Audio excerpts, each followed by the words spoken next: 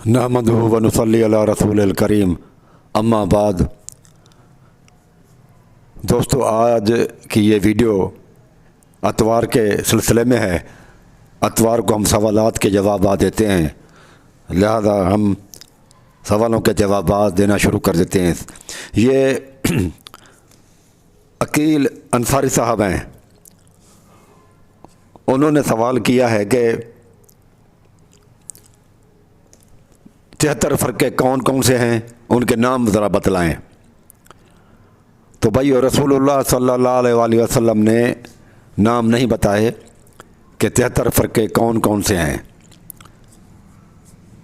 लिहाजा मैं अपने क़यास से अगर कुछ कहूँ दीन के अंदर, तो वो मुनासिब और सही नहीं होगा। लिहाजा जब अल्लाह के रसूल सल्लल्लाहु अलैहि वसल्लम खामोश हैं, तो हमें भी खामोश रहना पड़ेगा। अल्लाह के रसूल सल्लल्लाहु अलैहि वसल्लम ने नहीं बताया तो मैं कैसे कहाँ से बताऊँ? सोर्स तो कुरान और हदीस ही है ना। अल्लाह ताला और रसूलुल्लाह सल्लल्लाहु अलैहि वसल्लम है। तो जब रसूलुल्लाह सल्लल्लाहु अलैहि वसल्लम ने नाम नहीं बताया, कुरान मजीद ने नाम नहीं बताया, तो मैं कहाँ से बताऊँ? तो बस जो अल्लाह और रसूल बताएं, हमें उस पर यकीन और ईमान लाना चाहिए। उसमें काल और कील नहीं करनी चाहिए। अपनी तरफ से उसमें किसी आदमी को ये सवाल भी नहीं करना चाहिए कि अल्लाह रसूल ने नहीं बताए तो आप बता दें। तो ये सवाल करना भी गलत है। किसी आदमी को, जबकि लोगों को, उस आदमी को पता भी हो कि अल्लाह के रसूल सल्लल्लाहु अलैहि वसल्लम नाम नहीं बताए, फिर भी किसी से सवाल किया जाए कि नाम आप बताएं, तो ये एक सवाल ही गलत होगा।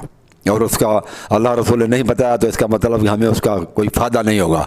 हमारे फ़ायदे के लिए जो चीज़ें थी रसूलुल्लाह सल्लल्लाहु अलैहि वसल्लम ने बता दी। अल्लाह के रसूल ने फरमा दिया, बस फ़र्क़ा ना करो। 72 जन्नत में जाएंगे, 73वां जन्नत में जाएगा। तो हमें इस पर यकीन करना चाहिए और अल्लाह रसूल की बात पर सब्र करना चाहिए, आगे नहीं बढ़ना चाहिए। ये ऐसे ही है जैसे सही बुखारी के अंदर हदीस है कि रसूलुल्लाह सल्लल्लाहु अलैहि वसल्लम ने फरमाया कि ईमान की शाखें 70 से ज़्यादा शाखें हैं। मुझे बताओ कि 70 की शाखों के नाम क्या हैं? अफजल उसमें तो यह है ला इलाहा इल्लल्लाह, और अदना भी बता दिया कि रास्ते में से कोई कांटेदार चीज़ हो उसको रास्ते से हटा देना ताकि बंदों को किसी को तकलीफ़ ना हो। दरमियान में कौन कौन सी और शाखें हैं? हमें से यकीनन हैं। हदीस कहती है तो हम कहेंगे हैं, लेकिन हमें नाम का पता नहीं है क्योंकि रसूलुल्लाह सल्लल्लाहु अलैहि वसल्लम ने नहीं बताया। लिहाजा रसूलुल्लाह सल्लल्लाहु अलैहि वसल्लम के नाम बताने से हम ये इनकार नहीं करेंगे कि अल्लाह हमें पता नहीं है और रसूलुल्लाह सल्लल्लाहु अलैहि वसल्लम ने नहीं बताया, तो लिहाजा हम कहें कि और ईमान की शाखें हैं ही नहीं।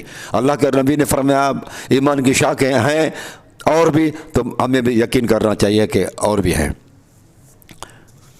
फिर उसके बाद क्यों कि ये फिर क़यास की तरफ मामला जाएगा। पूछने वाला वो सवाल करके पूछने की कोशिश करता है कि आप अपना क़यास करें और क़यास से मुझे बताएं। हदीस कुरान नहीं है तो क़यास से मैं भी नहीं बताऊंगा। फिर उनका ये है कि ये 73 और 72 जो है ना, ये फ़िरके ये नहीं है। फ़िरके बनते हैं बहुत बड़े बड़े गुनाहों से बनते हैं, जैसे शिरक है, तौहीद में कोई गड़बड़ कर दे या ये वो, तो वो फ़िरके जो है ना कहलाएंगे। लेकिन ये जो छोटे मोटे जो है ना इनमें इख्तलाफात हैं, तो इनकी वजह से ये फ़िरके नहीं कहेंगे 72 या 73। ये सब के सब मुस्लिम हैं और सब के सब जन्नती हैं। लिहाजा सिर्फ नाम से कि हनफी, मालिकी, शाफ़ी, बरेलवी, हनफी, देवबंदी और शिया, सुन्नी, वहाबी, कहने लगे, ये नामों के इख्तलाफ की वजह से ये नहीं समझना चाहिए कि इनके अंदर फ़िरके हैं। पहले तो ये बात आप देखें मेरे भाई, फ़िरका करने से अल्लाह पाक ने मना क्यों किया कि फ़िरके ना करो और गिरोह गिरोह ना बने? और ये क्यों फरमाया कि रसूलुल्लाह सल्लल्लाहु अलैहि वसल्लम का फ़िरकों के साथ कोई तल्क नहीं? इतना बड़ा गुनाह तो है ना। वो इस वजह से है कि अल्लाह ताला उसकी इल्लत बयान कर रहा है कि फ़िरका परस्ती जब आप लोग करेंगे तो क्या नुकसान होगा।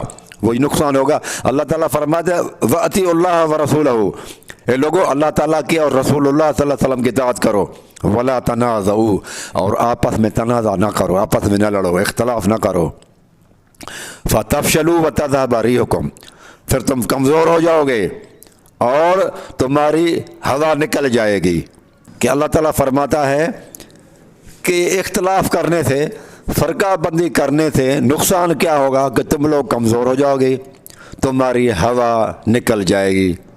آپ دیکھیں بھائی، ٹرک کے ٹائروں میں ہوا جب ہم بھرتے ہیں تو وہ وزن اٹھا لیتی ہے۔ موٹر سائیکل ہے، گاڑی ہے، کار ہے، جیپ ہے، ہوا ہوتی ہے تو وہ بڑا بڑا وزن بھی اٹھا لیتے ہیں۔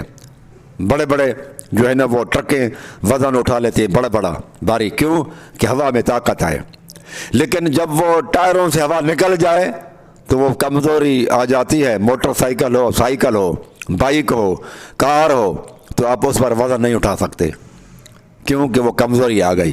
تو اللہ تعالیٰ نے فرمایا تمہاری ہوا نکل جائے گی، کیونکہ ہوا بہت طاقت ہے، قوت ہے، اس میں بڑا وزن اٹھا لیتی ہے۔ پھر اللہ تعالیٰ فرماتا ہے تم پھر کمزور ہو جاؤ گے۔ اب دیکھنا یہ ہے کہ سنی شیعہ وہابی کہلانے تھے، اہل حدیث نقشبندی سروجی چشتی قادری کہلانے تھے، کیا مسلمانوں کی ہوا نکل گئی؟ آپس میں تنازع کرتے ہیں، اختلافات ہیں، مسجدیں الگ ہیں، کتابیں الگ ہیں، مدارس الگ ہیں۔ آپ دیکھیں کہ یہ متحد نہیں ہے، اتحاد نہیں ہے، اختلافات ہیں۔ اور اگر ان کی وجہ سے سنی شیعہ وہابی یوں کے اندر جو فرقے ہیں، ان فرقوں کی وجہ سے اگر آپ سمجھتے ہیں کہ مسلمانوں کی طاقت پارا پارا ہو گئی ہے، مسلمان کمزور ہو گئے ہیں، امت مسلمان کمزور ہو گئی ہے، اور غیر مسلم جو ہیں انہوں نے ان کو غلام بنا لیا ہے، مسلمین کی ہوا نکل چکی ہے، تو پھر جب یہ علت موجود ہو تو ہم کہیں گے کہ یہ فرقے ہیں۔ اگر علت نہ ہوتی، اگر سنی شیعہ وہابی ہم کہلاتے یا اور فرقے، لیکن ہمارے اندر قوت ہوتی، ہم متحد ہوتے، طاقت ہوتی ہمیں، تو پھر ہم کہتے کہ یہ فرقے نہیں ہیں، یہ ایک ہیں۔ لیکن فرقے کی پہچان کیسے پہچانے کہ یہ فرقے ہیں یا نہیں ہیں؟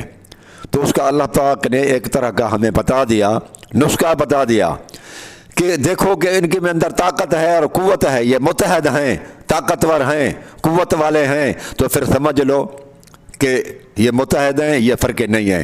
لیکن اگر آپ دیکھتے ہیں کہ ان کی ہوا نکل چکی ہے، ان میں طاقت نہیں ہے، ان میں قوت نہیں ہے، مضبوطی نہیں ہے، استحکام ان میں نہیں ہے، امن نہیں ہے، بے چینی ہے، عدل انصاف نہیں ہے، یہ آپس میں حملے کرتے ہیں، ایک دوسرے کو قتل غارت کرتے ہیں، بدامنی پیدا ہو گئی ہے ان کی وجہ سے، تو پھر سمجھ لو کہ فرقہ پرستی ہے، یہ لعنت ہے اور یہ عذاب ہے۔ یہ قرآن مجید کے اندر اللہ پاک نے اور جگہ پر بھی فرمایا ہے، وَلَا تَكُونُوا كَالَّذِينَ تَفَرَّقُوا، اے لوگو تم ان لوگوں کی طرح نہ بن جانا جنہوں نے فرقے کیے، اختلاف کیا، واختلفوا، اور اختلافات کیے، من بعد ما جاءہم البینات، دلیل آنے کے بعد، وَأُولَٰئِکَ لَهُمْ عَذَابٌ عَظِيمٌ، اور ان کے لیے تو عذاب عظیم ہے۔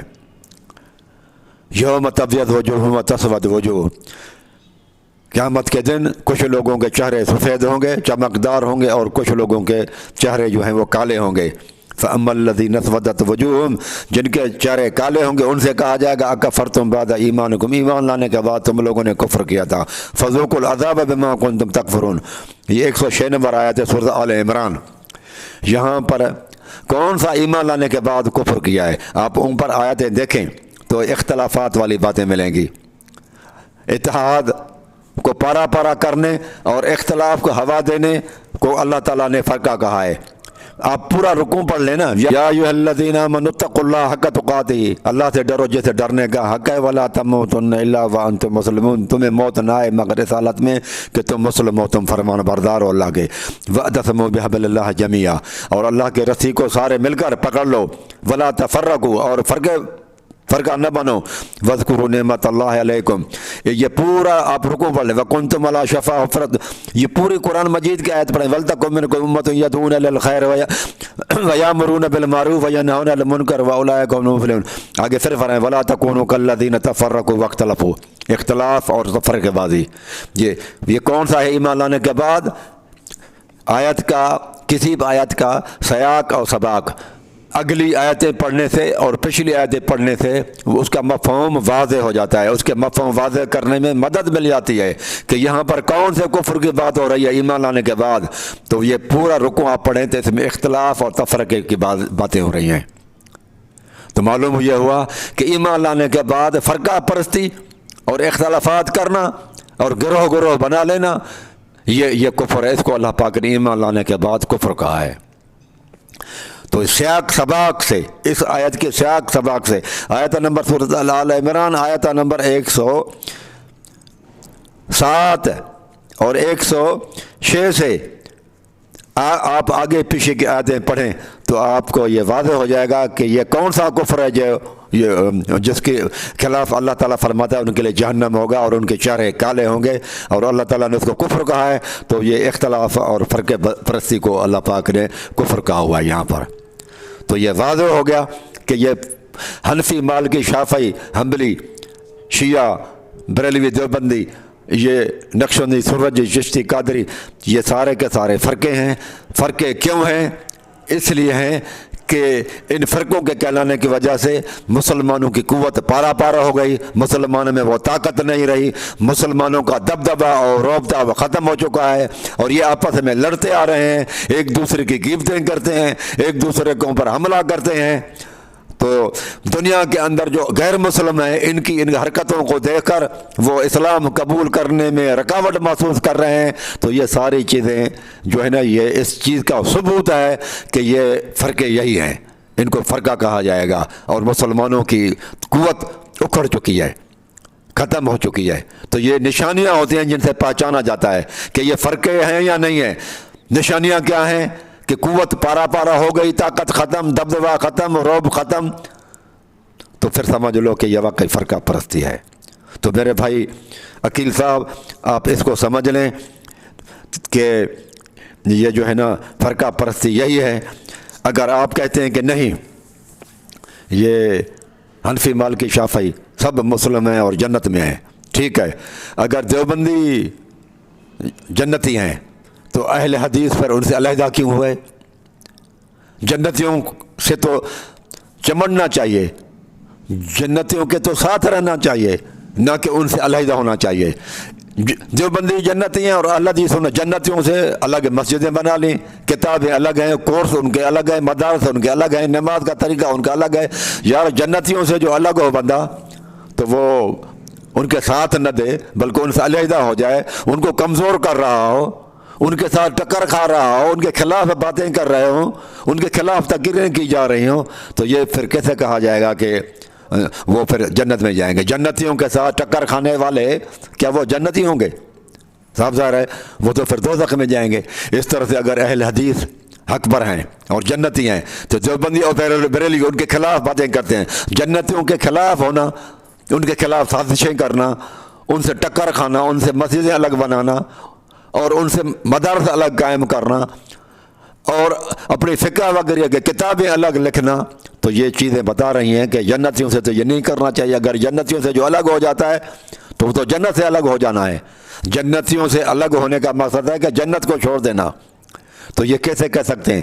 اس طرح سے اگر بریلوی اگر حق پر ہیں اور جنتی ہیں تو پھر یہ سارے ان کے باقی ان کے مخالفت کرتے ہیں، ان کے ساتھ ٹکر کھاتے ہیں، ان کی کتابیں الگ ہیں، ان کی کتابیں الگ ہیں، مساجد ان کے الگ ہیں۔ اس طرح سے اگر شیعہ حق پر ہیں تو پھر اور جتنے بھی لوگ ہیں وہ ان کے خلاف باتیں کرتے ہیں، ان کے ساتھ ٹکر کھاتے ہیں، لڑائی جھگڑا ہوتا ہے۔ تو یہ کیسے ہو سکتا ہے کہ جنتیوں کے ساتھ ٹکر کھانے والے بھی جنتی؟ یہ تو عجیب معاملہ ہے۔ جنتیوں کے قاتل بھی جنتی، جنتیوں کے ساتھ ٹکر کھانے والے، ان کے خلاف بولنے والے، ان کے خلاف باتیں کرنے والے، ان کو جو ہے نا گالم گلوچ دینے والے وہ بھی جنتی اور یہ بھی جنتی۔ یہ نہیں ہو سکتا بھائی، یہ بات جو ہے نا آپ کی اس طرح کی باتیں غلط ہیں۔ آپ ذرا تھوڑا سا عقل سے سوچیں تو اللہ تعالیٰ آپ کی رہنمائی کرے گا۔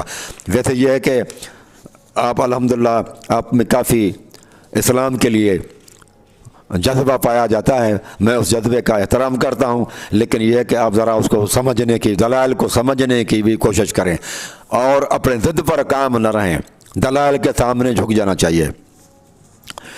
میرے بھائیوں، اور جگہ پر اللہ تعالیٰ نے فرمایا قل هو القادر علی ان یبعث علیکم من عذاب من فوقکم او من تحت ارجلکم او یلبسکم شیئا فیذیق بعضکم بعض بعض۔ یہ سورۃ انعام آیت نمبر 65 ہے۔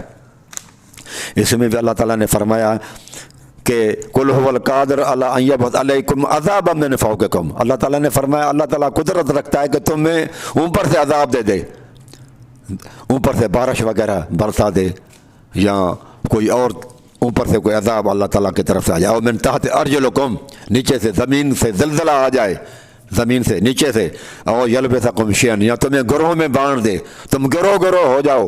تو یہ تو تین طرح کے عذاب اللہ تعالیٰ نے بتائے، آسمان سے عذاب آ جائے، زمین سے نیچے سے عذاب آ جائے، یا تمہیں گروہ میں تقسیم کر دے، آپس میں لڑتے رہو۔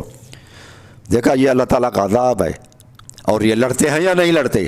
سنی شیعہ وہابی، یار مسلح کعبۃ اللہ کے اندر مسلح رہے، خلافت عثمانیہ میں حنبلی، شافعی، مالکی اور یہ حنفی، یہ چار مسلح آپس میں لڑتے رہے ہیں، قتل و غارت ہوتی رہی ہے۔ اور یہ کیسے آپ کہتے ہیں کہ جنتیوں کو مارنے والے بھی جنتی ہیں؟ تو اللہ تعالیٰ فرماتا ہے اور یلبسکم شیئا، یا تمہیں شیعہ بنا دے۔ اس آیت سے تو یہ بھی معلوم ہوا کہ شیعہ بننا بھی عذاب ہے اللہ پاک کا۔ یہ قرآن مجید کی آیت ہے، میں نہیں کہتا۔ اس کا مطلب قرآن مجید نے فرمایا کہ شیعہ ہونا بھی اللہ کا عذاب ہے۔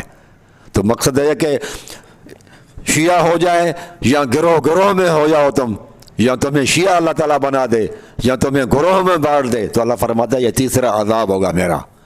تو شیعہ بنانا، یہ جو شیعہ مذہب ہے، اس کا مطلب اس قرآن مجید کے آیت کے حساب سے تو وہ بھی قرآن مجید اللہ تعالیٰ اس لفظ کو پسند نہیں کرتا۔ اللہ تعالیٰ شیعہ لفظ کو اچھی نگاہوں سے نہیں دیکھتا، لہذا مسلم کہلوانا چاہیے، سنی، شیعہ، وہابی، اہل حدیث نہیں کہلوانا چاہیے۔ اللہ تعالیٰ نے شروع میں فرمایا نا قرآن مجید کے اندر کہ واعتصموا بحبل اللہ جميعا ولا تفرقوا، اس سے پہلے فرمایا یا ایھا الذین آمنوا اتقوا اللہ حق تقاتہ ولا تموتن الا وانتم مسلمون۔ اے لوگوں تمہیں اللہ تعالیٰ سے ڈرنا چاہیے جس طرح سے ڈرنے کا حق ہے، اور نہ تمہیں موت آئے مگر اس حالت میں کہ تم مسلم ہو، اللہ کے فرمان بردار ہو۔ شیعہ، سنی ہو، وہابی ہو، یہ نہیں ہونا چاہیے۔ تاہم یہاں پر اللہ تعالیٰ نے قرآن میں کہا ہے کہ تمہیں گروہوں میں بانٹ دے، شیعہ بنا دے، تو اللہ تعالیٰ فرماتا ہے یہ اللہ تعالیٰ کا عذاب ہوگا تمہارے اوپر۔ پھر یہ آیت سورۃ انعام کی ہے اور آیت نمبر 65 ہے، اس میں آپ دیکھیں۔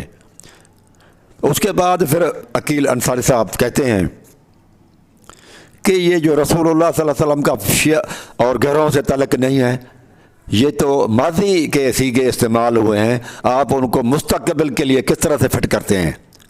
وہ تو ماضی کے فرقوں کے بارے میں، یعنی کہ یہود و نصارہ کے بارے میں ہے۔ بھائیو، یہ قرآن مجید کے اندر کبھی کبھی مستقبل کی چیز کے لیے ماضی کے سیغے استعمال ہوئے ہیں۔ وہ اس لیے کہ ماضی کے سیغے میں مستقبل کے لیے جب ماضی کا سیغہ آ جائے تو اس میں یقین زیادہ ہوتا ہے۔ زیادہ یقین دلانے کے لیے اللہ پاک نے مستقبل کے لیے سیغے ماضی کے استعمال کیے ہیں۔ میرے بھائی، اگر آپ دیکھیں قرآن مجید کی آیت ہے والعصر ان الانسان لفی خسر، قسم ہے زمانے کی، یا والعصر ان الانسان لفی خسر، انسان خسارے میں ہے۔ خسارے سے کون سا بچا ہوا انسان ہے؟ وہ اللہ تعالیٰ وضاحت کر رہے ہیں الا الذین آمنوا وعملوا الصالحات۔ اس خسارے سے، نقصان سے وہ بچ جائے گا انسان جو ایمان لا چکے اور اعمال صالحہ جنہوں نے کیے۔ جو ایمان لے آئے اور جنہوں نے اعمال صالحہ کیے وہ بچ گئے، باقی خسارے میں ہوں گے۔ الا الذین آمنوا وعملوا الصالحات وتواصوا بالحق وتواصوا بالصبر، جنہوں نے صبر کی تلقین کی اور حق کی وصیتیں کی وہ بچ گئے۔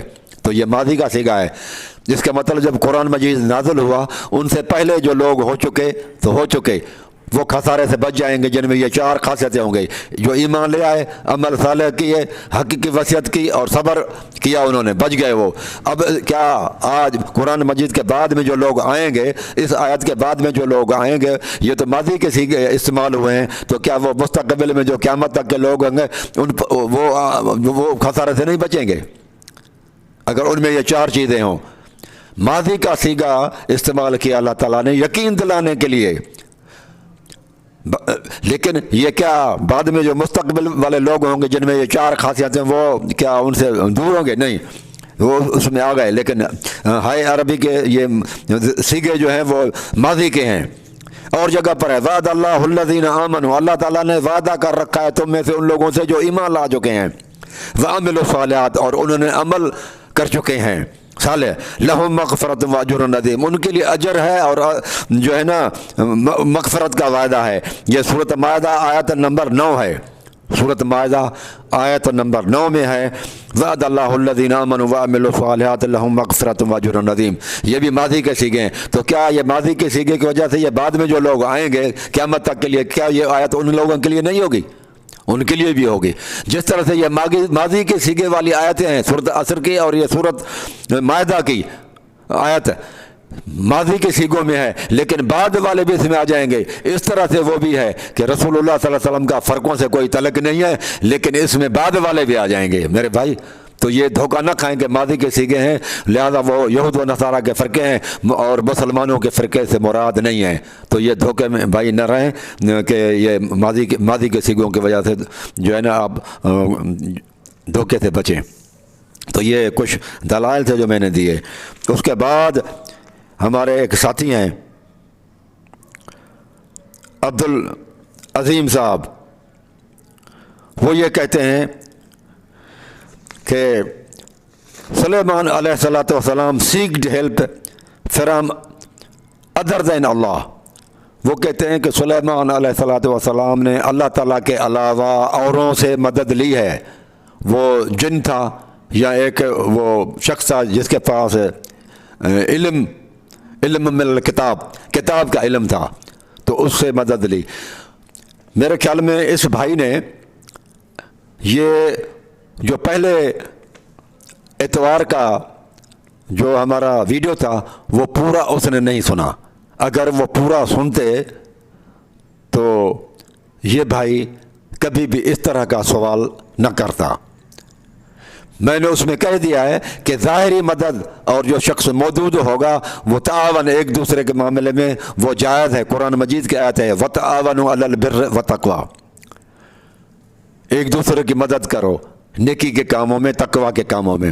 تو سلیمان علیہ السلام نے ان لوگوں سے مدد لی وہ جن حاضر سے وہاں پر، جو اس وقت حاضر سے، جو اس وقت موجود تھے. ان سے مدد نہیں لی جو قبروں میں پڑے ہوئے تھے. سلیمان علیہ السلام سے قبل ابراہیم علیہ السلام وفات پا چکے تھے، ان سے تو مدد نہیں لی. آدم علیہ السلام، نوح علیہ السلام یہ پہلے ہو گزرے ہیں لیکن انہوں سے مدد نہیں لی. سلیمان علیہ السلام سے پہلے اس کا باپ بھی تھا داؤد علیہ السلام، وفات پا چکا تھا. بعد میں سلیمان علیہ السلام نے حکومت کی، لیکن انہوں نے اپنے باپ سے جو وفات پا چکا تھا اسے مدد نہیں لی ہے، لیکن جو موجود تھے ان سے مدد لی ہے. تو ہم بھی جو موجود ہوں گے تحت الاسباب کے تحت جو موجود ہوں گے، ڈاکٹر ہے یا کسی پولیس سے مدد لے لیتے ہیں، ڈاکٹر سے بیماری وغیرہ چیک کروانے کے لیے جاتے ہیں، ہاسپٹلوں میں جاتے ہیں، گورنمنٹ سے مدد لیتے ہیں، ایک دوسرے کے ساتھ تعاون میں یہ چیزیں ساری جائز ہے.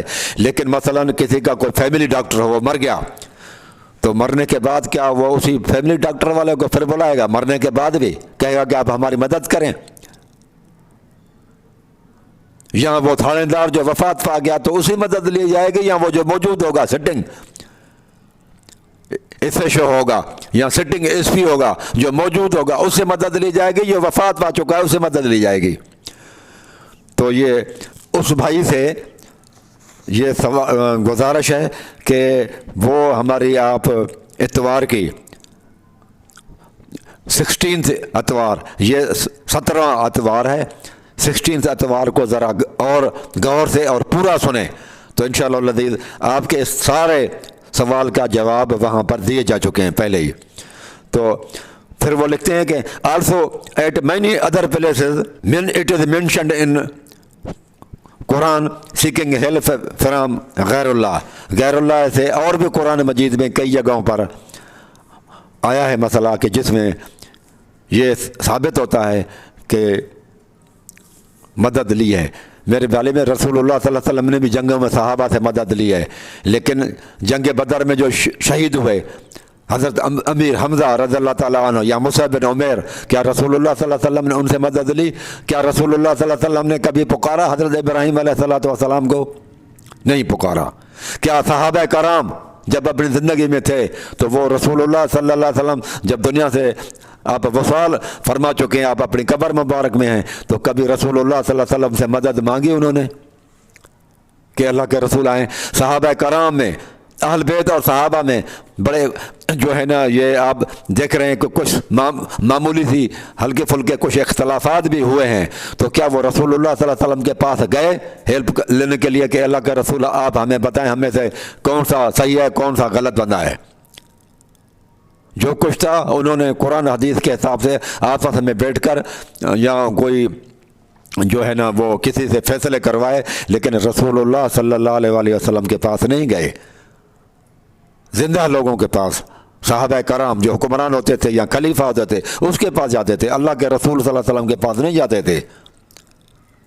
کیا بی بی فاطمہ زہرا بھی گئے اللہ کے رسول صلی اللہ علیہ وسلم کے پاس کہ باغ فدق ابو بکر کہتے ہیں کہ نبی کا کوئی وارث نہیں ہے اور میں کہتی ہوں فاطمہ کہ میں رسول اللہ صلی اللہ علیہ وسلم کی جو ہے نا وہ بیٹی ہوں، لہذا میرا حق بنتا ہے، تو کیا وہ رسول اللہ صلی اللہ علیہ وسلم کے پاس دونوں گئے؟ کہ علی رضی اللہ تعالیٰ عنہ اور حضرت عباس آپس میں لڑتے ہوئے ابو بکر کے پاس گئے ہیں کہ آپ ہمارا فیصلہ کریں؟ شیعہ کتب کے اندر بھی ہے، سنیوں کے بخاری میں بھی ہے، لیکن وہ رسول اللہ صلی اللہ علیہ وسلم کے پاس تو نہیں گئے۔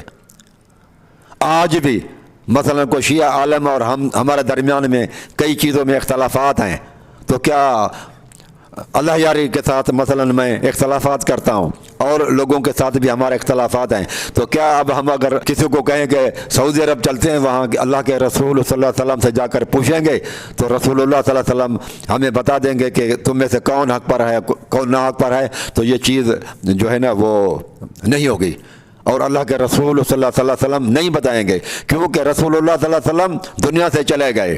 قرآن مجید کی آیت ہے 23واں پارہ سورۃ زمر آیت نمبر 30 ہے 30، انک میت و انہم میتون۔ سورۃ زمر میں کل 31 آیتیں ہیں، یہ آخری آیت نہیں ہے، آخری آیت سے ایک پہلے ہے، یعنی کہ 30 نمبر آیت ہے 30، انک میت و انہم میتون۔ محمد صلی اللہ علیہ وسلم بے شک آپ کو بھی دنیا سے جانا ہے، میت ہونا ہے، وَإِنَّهُمْ مَيِّتُونَ اور ان کو بھی مرنا ہے۔ اس کے بعد پھر ایک آیت آ جاتی ہے، اس کے بعد 24واں پارہ شروع ہو جاتا ہے۔ تو بھائیو، یہ اللہ کے رسول صلی اللہ علیہ وسلم دنیا میں نہیں آتے یہاں ہمارے پاس، اور نہ ہمیں سوالوں کے جواب بتائیں گے، لیکن اللہ کے رسول صلی اللہ علیہ وسلم زندہ ہیں۔ کہاں زندہ ہیں؟ اللہ تبارک و تعالیٰ کے ہیں، وہاں پر وہ رسول اللہ صلی اللہ علیہ وسلم جنتی کھانوں جنتی میووں کو چھوڑ کر ان دنیا کی زندگی میں دوبارہ نہیں آئیں گے۔ یہاں رسول اللہ صلی اللہ علیہ وسلم نے 23 سال تکالیف اٹھائیں، اب اللہ کے رسول صلی اللہ علیہ وسلم سکون میں ہیں، آرام میں ہیں، وہاں پر جنتی میوے کھا رہے ہیں اور جنتی خوراکیں رسول اللہ صلی اللہ علیہ وسلم کو مل رہی ہیں۔ اللہ تبارک و تعالیٰ کے امن میں، سکون میں ہیں، راحتوں میں ہیں، جنتوں میں ہیں، جو چاہتے ہیں اللہ تعالیٰ ان کو دے دیتے ہیں وہاں پر۔